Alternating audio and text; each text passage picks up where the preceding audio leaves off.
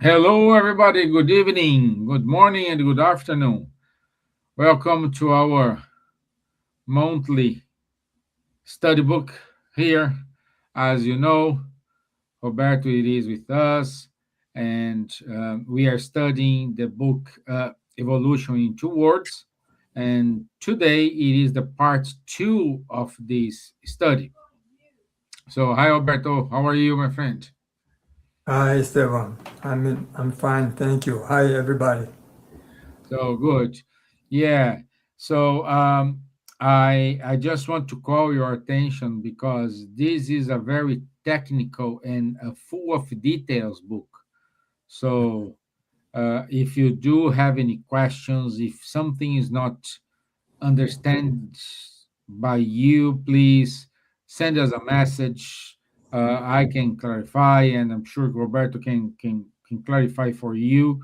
But the important thing here is do not have any doubt about what we are explaining here. Okay, Right, so let's do initial prayer. right, So let's let's raise up our thoughts and make connection with our superior spirits, with our mentors. Ask them to enlighten ourselves, to enlighten Roberto today in his explanations, in his examples, in his methodology. May this message find whoever is watching us live today or going to watch us in the future in a state of health and happiness. So be it. Amen. Okay. Okay, my friend. right. Uh, I won't take too long here because I know it's complex and we have a time. So, Roberto, I will put it here the deck. Okay, Yeah, it's here. Great. okay, Okay. So, okay, my friend. So I'm here in the background. okay. Thank you, Esteban. So, hello, everybody, again. Glad to be here. And today we are going to continue with the study of this book, Evolution in Two Worlds, which was dictated by a spirit called André Luis. He is a spirit, right? His previous incarnation, he was a physician, a doctor on Earth here in Brazil. And as a spirit, he dictated this book through the mediumship of Chico Xavier, the most famous medium here in Brazil, whose picture is here on the cover of the book. And so, as he was a physician, he knows lots about biology. And in this book, he is explaining us the evolution through time since the beginning of life on Earth, uh, when we have the start with the existence of unicellular beings, cellular beings, until now, where we have the most complex being, which are ourselves, right? And so, as we know, we are a spirit, and we have when we are incarnate, we have our physical body, and we have the a perispirit, which is the connection between we as a spirit and our physical body. So that's why Allan Kardec says that man is composed of three parts, right? So, and this is we today, but when the life started on Earth 1.5 billions of years ago, We don't have it that time in the animal kingdom. We don't have the plant kingdom. We just have the mineral kingdom, right? So, and at that time, life is begun on Earth. We saw that. I'm just reminded here the last presentation, right? The last month. And then we have the first unicellular beings, right? For example, a bacteria, which exists until today, is a unicellular being, meaning that it is a being composed of just one cell, but a bacteria already have a physical body, of course, because it is a bacteria, right? And in the bacteria, there is already what we call intelligent principle, right? And also in bacteria, there is a spiritual body. So when I say that we are spirit, this is a specific term for us as humans, but a spirit is an intelligent principle. So intelligent principle is the general name, right, for the uh, for the what we call spirit. And the perispirit that we say that we have, perispirit is the same as a spiritual body. So when we refer to a animal, for example, or to a bacteria, we say we don't say perispirit, right? This name just apply to human. We say spiritual body, as well as we don't say a bacteria has a spirit. Bacteria has an intelligent principle, and it has also a physical body like ourselves, right? The difference that bacteria is just one cell, and we in our physical body we have trillions of cells, right? So that's what we know through science. So in this book, André Luiz, the spirit of André Luiz, is is telling us about the evolution of life on Earth since 1.5 billion ago, when we have the unicellular beings like the bacteria, until now, where we have this complex being, which are ourselves, right? A being composed of whose physical body and spiritual body also is composed of trillions of cells. And each cell in our body is also an unicellular being. So that's what we are going to see today. And this chapter we are going to study today talks about automatism, right? Automatism and the spiritual body. So what is automatism? Automatism refers to the many activities that happens in our body, we are not conscious of that, right? For example, if I have a lunch, for example, after finishing lunch, I don't think, well, now I have to extract the nutrients of this food that I just ate. Then I just send this nutrient to all the cells of my body. So that happens automatically, right? So, and the same in breathing, for example, right? We breathe the air, and we don't say, well, now this air, I'm taking the oxygen, I will expel the carbonic acid, then I will take the oxygen, and put it into the blood, and send it to all the areas of my body.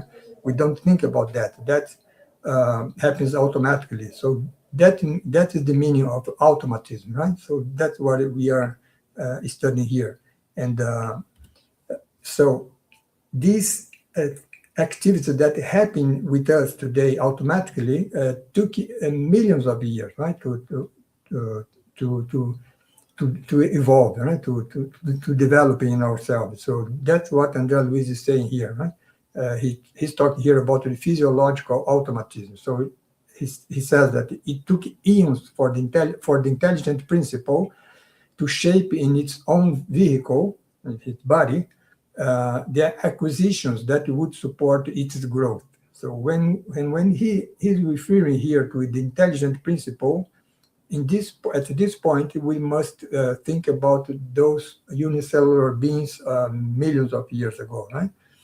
And then he said that by presiding over the living cells of a physical and spiritual nature, the intelligent principle undergoes profound experiences that endow it with physiological automatism. So, meaning that this uh, um, automatic activity that we have now in our happening in our body is something that is a conquest of millions of years, right? And then not in ourselves, but in the beings that exist before us, right? From the animal kingdom, from the plant kingdom, and from the mineral kingdom. So that's what André Luiz is saying here. And through such automatism, he says, the intelligent principle effortlessly carries out all the primary activities of maintaining, preserving, and renewing its own life. Like I said, feeding, breathing, right? So all the activity that we have in our body, those beings in the past developed such activity, right? That's what he's saying here. Then that such activity that we do without thinking about is we do it through the reflex activity we said, right, of the unconscious, because we don't think about that, right? And this is based on the ceaseless repetition that we says of the actions indispensable to its own development. Each is referred to the intelligent principle, right? There on the beginning of life on Earth. And then by having this experience that we as humans have today of when we are born, we clothe ourselves with dense matter, which is our physical body, right, on the physical plane, and we read ourselves of such a physical body in the phenomenon of death, right, when we discarnate. But then we take some time on the spiritual plane, and then we come back through reincarnation to the physical plane. Then that's when Luis said that. Then we clothe ourselves with the subtle matter on the. No, when we die, we go to the spiritual world with. That we said we clothe ourselves with subtle matter on the extra physical plane. And then what does it mean here is that when we die, we leave our physical body here and we go to the spiritual realm just with we as a spirit, just with our perispirit or spiritual body, which André Luiz call here subtle matter, right? Because the perispirit is composed of a subtle matter, a fluid, right? And then we go to extra physical or spiritual realm, and then after that we reincarnate, right? Reborn again on Earth. So in all this process that happened with us, happened with all the living beings, right? It happened with the animals, plants, and some beings on the mineral kingdom.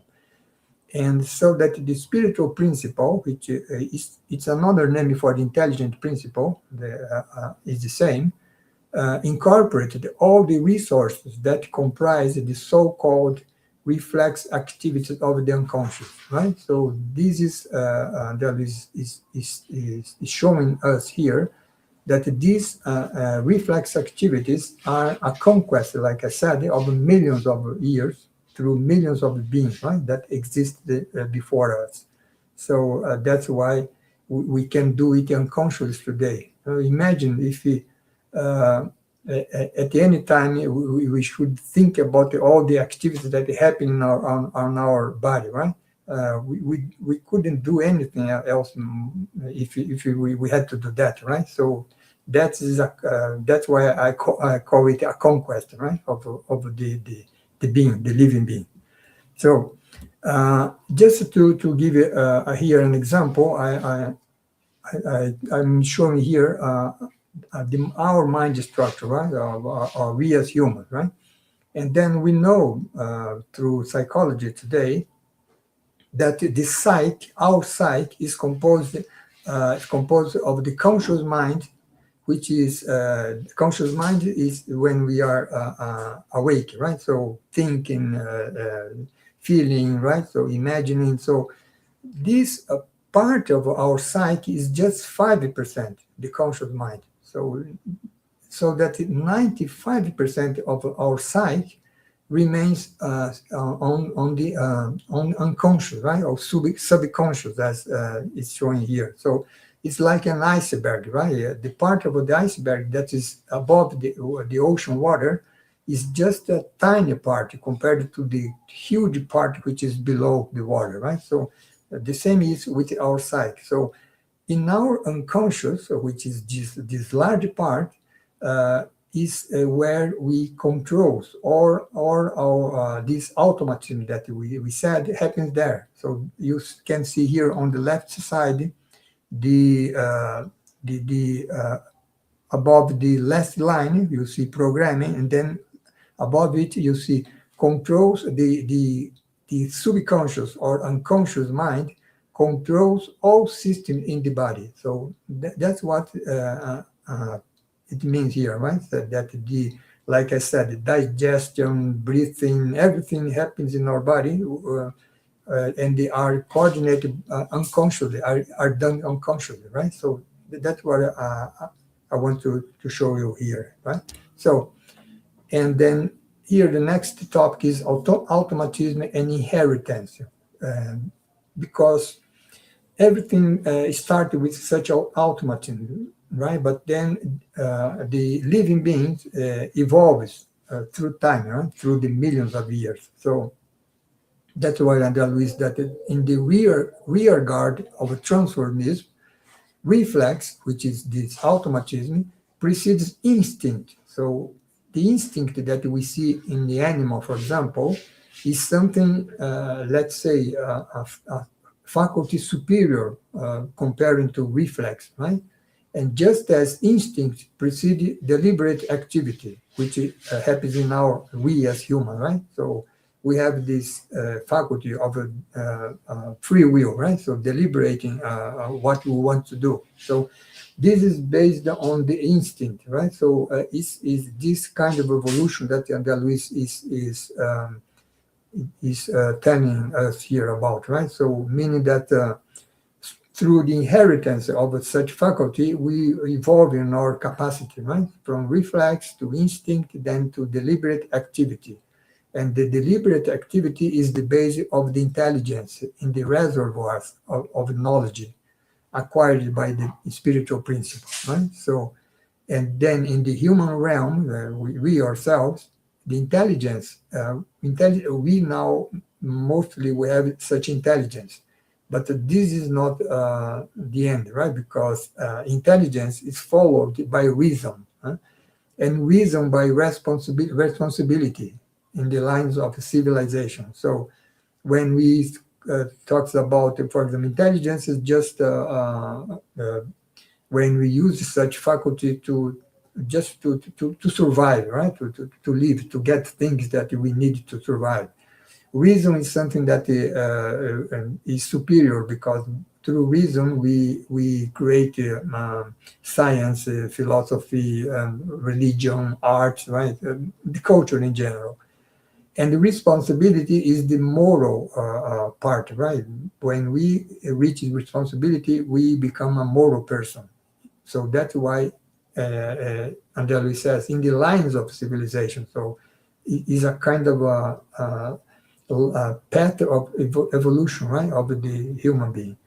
And then, like a living vessel, the spirit proceeds from form to form towards the sublimate maturation in the angelic realm. You see here that we are now in the human realm, but this is not the end, right? So we will continue to evolve until we reach, as the Spirit book says, until we reach the condition of a pure spirit. So a pure spirit is like is the same as angel, right? Angel in the traditional religion. So that's why Andrea Luis says here, angelic realm. So when we there in the future we become pure spirits, then we will become the same like Jesus, right? Which is the only pure spirit that we know here on earth, right? So this all of this started with automatism there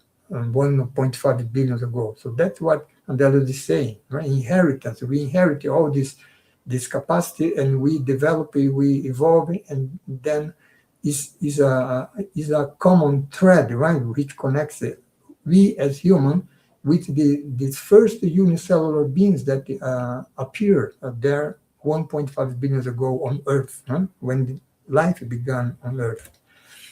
And so that's why Andreas says that we see that it's not possible to separate physiology and psychology in any study regarding the spiritual body, because we cannot neglect, he says, the essential function of automatism and inheritance in the formation of a responsible individuality. We just saw it, right? Automatism, from automatism we have instinct, then we have uh,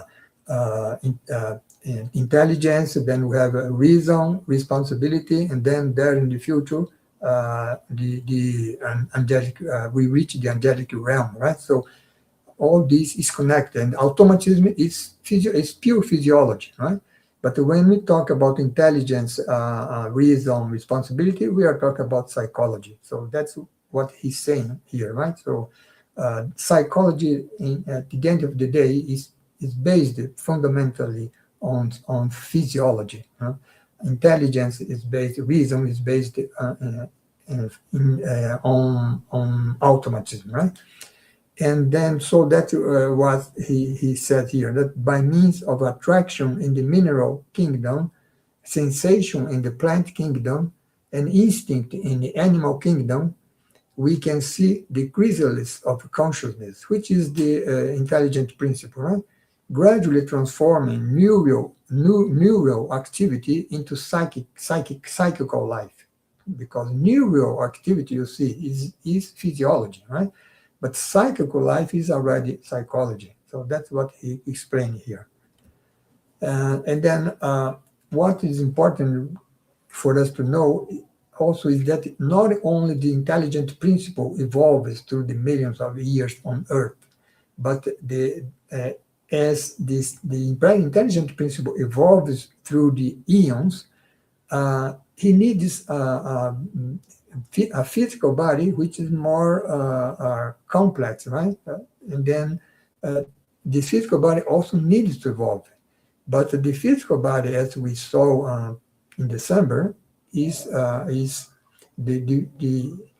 physical body is a representation of the spiritual body. So the spiritual body also must evolve. So the three of them evolve, right? The spiritual, the intelligent principle evolves, then the spiritual body also follow the evolution of the intelligent principle, and therefore the physical body also follows the evolution of the spiritual body. So they are all connected. That's what Andalus is saying here, right? And such work is patiently, he says, carried out in two different spheres of life, right? One resumed in the cradle when we are born, and the other in the grave when we die, right? So what Andalus is saying here is that such evolution of the intelligent principle of the spiritual body and physical body happens not only here on the physical realm, right, on the physical plane, but on the physical plane and on the spiritual plane. So meaning that after we die, we go to the spiritual plane, and then we don't get there doing nothing, right? We there we depend on our interests. We work there, we study here, we have a relationship there, of course, in a different environment, but we continue to evolve. So that's what he's saying here, right? So we are always evolving, here on the physical plane or on the spiritual plane. So that's something very good to know, right? So, and the spiritual body, like I just said, right? The spiritual body molds the physical body, just as the physical body represents the spiritual body. So all of them evolves through time. And the spirit's vehicle beyond the grave is the spiritual body, right? Or in our case, we call the perispirit, which is the same as the spiritual body, right? Spiritual body is the general term. Perispirit is the term that apply specifically to we humans.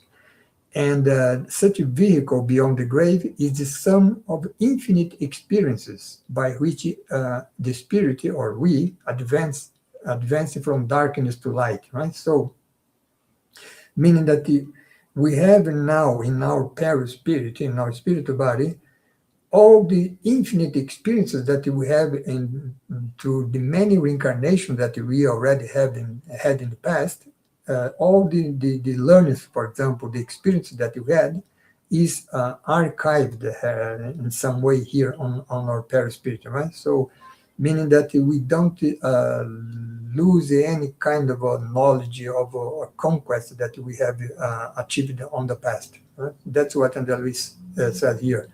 And we advance from darkness to light, or to evil to good, right? Or toward God, right?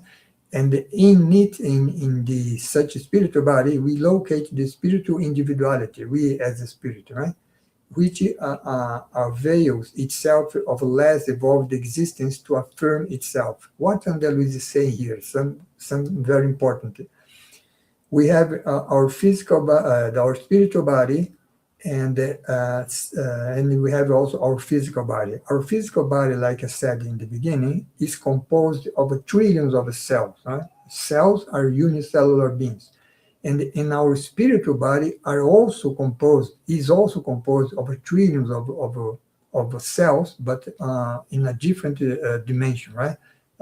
It's not cells like we have in our physical body, and such less evolved existence are the cells that compose our body. So what Andalus is saying here is that we as a spirit, we evolve, right, through time. But all these cells that compose our body and our spiritual body also evolves because they are also unicellular beings, and they are beings, and they are living beings. And if they are living beings, they are also evolving through time. So that's what he's saying here. So that's why the next chapter we study specifically about the cells, right? In such less evolved existence, which are the cells in our body, render services to us, right, as a spirit, because they receive valuable cooperation from us to grow by their turn. So meaning that all the cells that compose our body, uh, they also are intelligent principles, of course, in a less evolved existence, and they are uh, uh, by being part of ourselves, or in the we that have also intelligence, they are growing also by their turn, right? And that we said here. So it's a reciprocal benefit, right? From we in relation to the cells that compose our body and the spiritual body. That's what Andalus says here. So it's a very, let's say, new approach of life in general on Earth, right? And then we have the genesis of the psychosomatic organs, right? So all the organs of the spiritual and physical body that we have in our body were built very slowly in the earthly environment. Here, Andalus is talking about the senses, right? For example, he says that a touch, for example, we have and now we have the sense of a touch, right? I touch something, and then this is a sense that I have. But such a touch, when such touch begin on the living being, right? On the context of the living beings. He says here, the touch was born in the intelligent principle by means of its passage through the nucleated cells in their amoeboid impulses. So he's talking here about the amoeba. And what is amoeba? You see here below.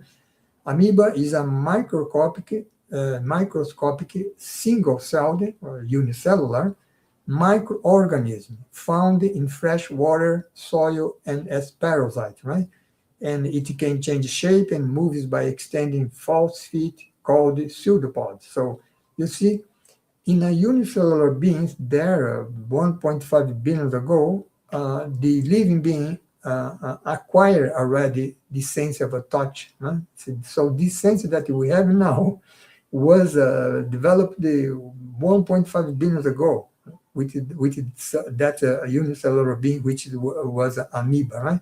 Amoeba is a kind of a unicellular being which does not have a specific form, right? Because, for example, the cells that compose or the trillions of the cells that compose our body, each one of them has a specific function in our body, right? In them, they have some specific form, right? The cell that, for example, compose our heart is different from the cells that compose our brain or from our liver, right? So, or from the blood that circulates in our body. So each cell has its specific function. Amoeba doesn't have any specific function, right? So that's what Andalus is saying here. And sight, when we are, as living beings, we acquired sight on Earth. Sight, he says, began through the sensitivity of the plasma in the unicellular, again, you see, unicellular flagellates exposed to sunlight. So you imagine there 1.5 billion ago, these unicellular flagellates exposed to sunlight and then develop the sense of a sight, right? So this is what he's saying here. Just here is an example of an amoeba, right? So this unicellular being, and you see here on the right the pseudopod. Pseudopod is this extension, right? So you see that there is a upper pseudopod and here another pseudopod below, and such, the two pseudopods, they are involving the food, right? Which the amoeba will feed them with this food. So the pseudopod involved and then put the food inside the body, its body, right? So that's what happened here. He says, right? Food being engulfed by pseudopods. So just to have an idea of an amoeba. And then and then Luis continues here, right? When we as living beings acquired the smell on Earth, right? It begins in the simplest aquatic animals through excitations from the environment in which they were evolving, right? So happens there millions of years ago, right? And taste, when did taste appear on Earth? With the plants, he said, right? Appeared in plants, many of them armed with the visceral hairs that exuded the digestive juices, right? So that's why plants develop the taste. And it's the same taste that we as humans have today, right? So this is a conquest of the living beings on the plant kingdom, right? And we benefit from that. And then the first sensation, taste appeared, and the first sensation of sex appeared in marine algae. So you see, the marine algae was kind of a unicellular beings also, millions of years ago, right? Which were provided with the male and female cells. So that's what Andrew is saying, is showing us here, right? So how all the faculties, all the capacity that you have today appeared on the evolution of the living beings on Earth. Let's talk a little bit about the cells then, right? So when we think about cells, we can think about the trillion, each one of the trillions of cells that compose our own body, right? Which form our eyes, form our heart, and so on and so forth, our bones, and so on and so forth. So each cell, they are rudimentary intelligent principles also, right? As I already said. And over the eons, we see the cells, Angeli says, as rudimentary intelligent principle, serving the intelligent principle at a higher level in higher animals, like let's say a lion or a dog, a cat, and human beings, which are ourselves, right? So cells are part of all the living beings, the more complex living beings. And the cells are renewed over and over again in the physical and the spiritual body. We know that by science, right? And in different vibrational modulation, because the vibrational modulation of the cells on the physical body and on the spiritual body are not the same, of course, right? And according to the state of the intelligence that controls them. So the intelligence means we as human, means a lion or a dog, like I said, right? And the form of cells. So they are infinitesimal animalcules domesticated and organized in the organic hive, like in our body, and they take on different forms, right? And such is the case of microorganisms with an autonomous life in the body. So it's interesting to know that the cells that compose, I have been telling about, I have been saying about the cells that compose our body. But we have inside our body microorganisms that are also unicellular beings that are independent of our body, right? So think about the microorganisms that are in our intestine, right? We call the intestinal flora, right? And they are very important to help the digestion process, right? So and the assimilation of nutrients from the food that we eat, right? So this is the case with the microorganisms with an autonomous life. Then we have the cells that can diversify, constituting free elements like the globules of the bloodstream, right? So the blood that circulates in our body is not something that is part of any organ, right? Blood is a liquid that circulates in our body, composed of cells also. And then we have the cell masses, right? So here we have the cells that constitute, like I said, our eye, our brain, our heart, and so on and so forth, right? So each cell has a function in any living being body, right? So physical body or spiritual body. And just to give you an example here of we have basically two kinds of cells. One is the bacteria that I mentioned, and the other is the cell, for example, that composes our body, a human cell. What's the difference between one and the other, right? The difference is that a bacteria, the nucleus of a bacteria is not organized, right? We see here in the picture this this blue.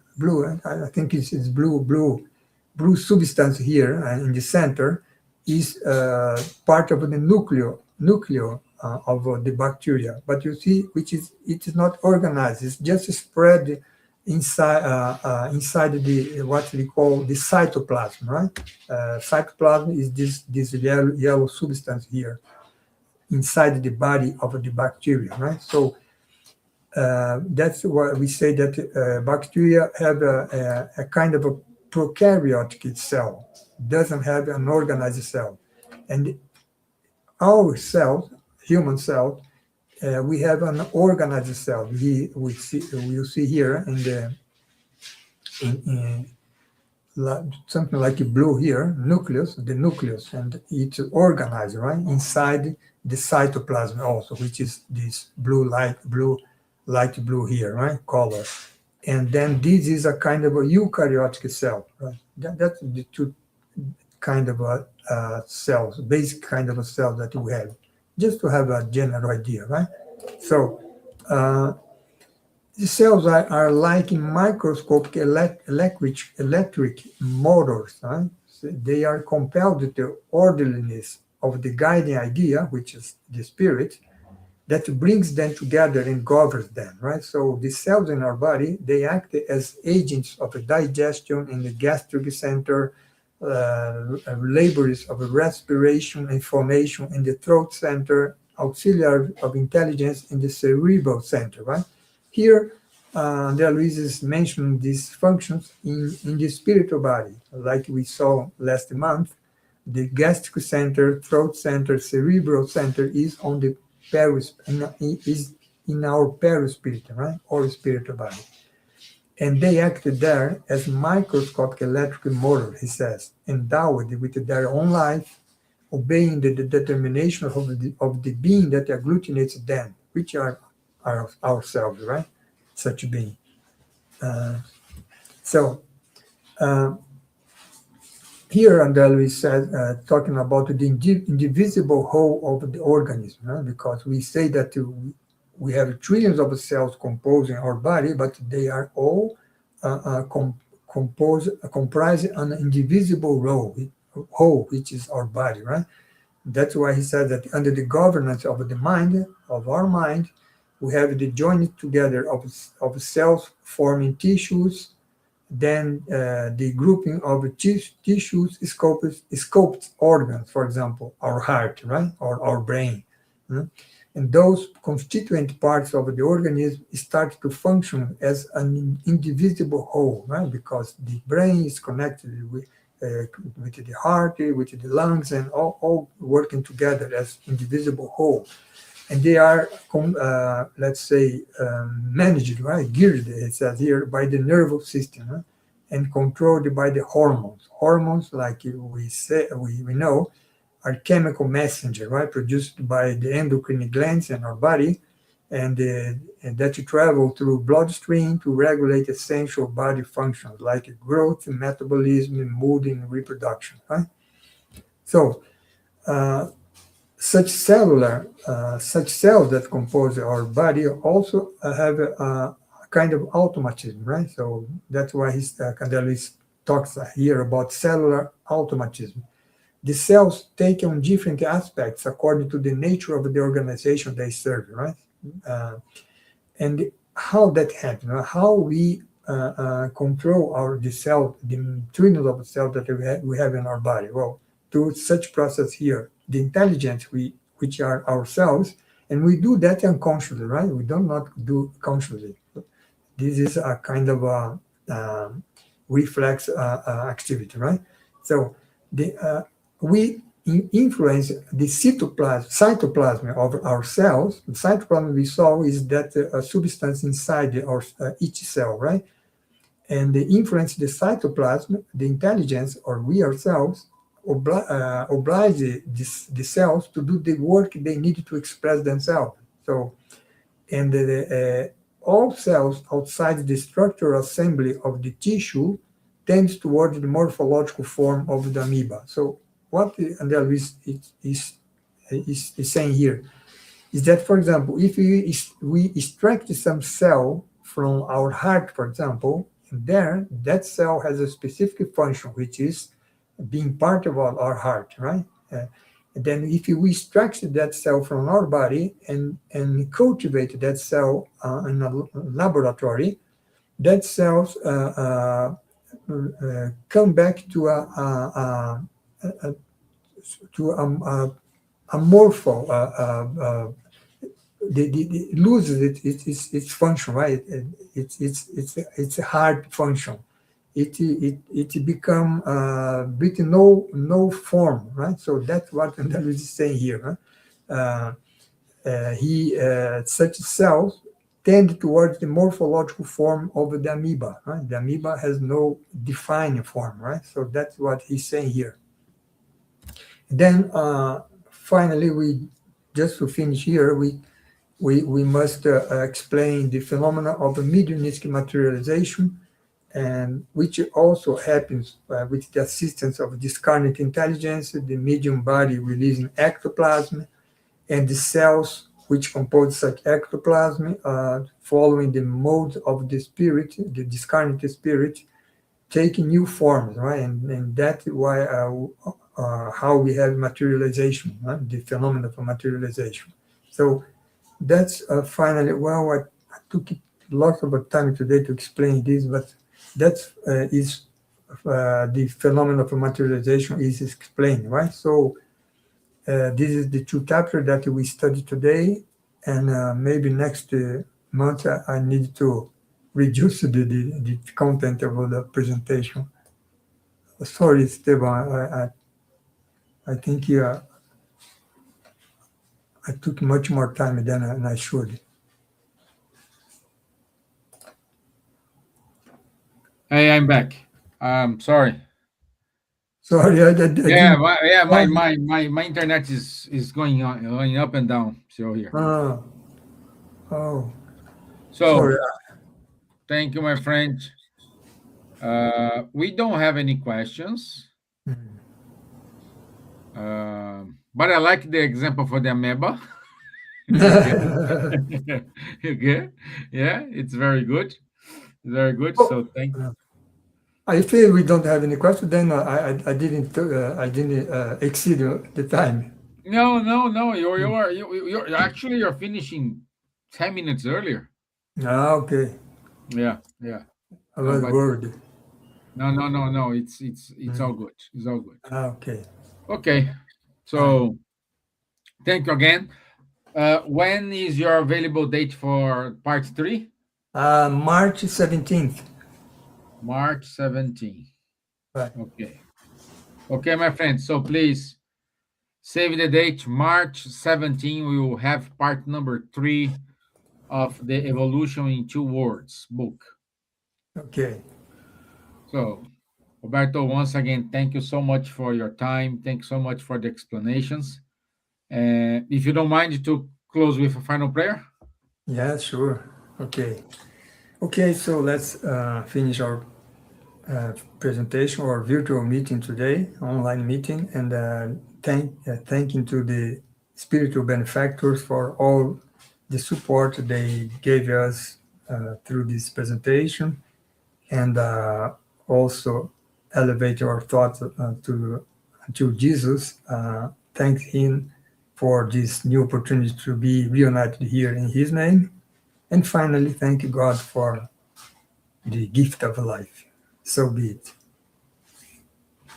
So, thank you once again, my friends. Thank you, FESP, for the partnership.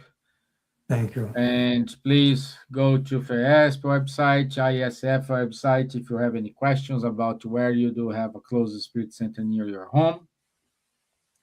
And if you have any questions, again, as I said at the beginning, this is a complex and full of detail book. So if you do have questions, please do not hesitate to send us a message. We will try to answer. We will connect with Roberto. Roberto will reply. So somehow you're going to receive your answer and your clarification regarding to your doubt. Okay. Okay. So thank you so much, everybody. Thank you, Roberto. Thank everyone Thank for you. your time. I'll see you next time. See you.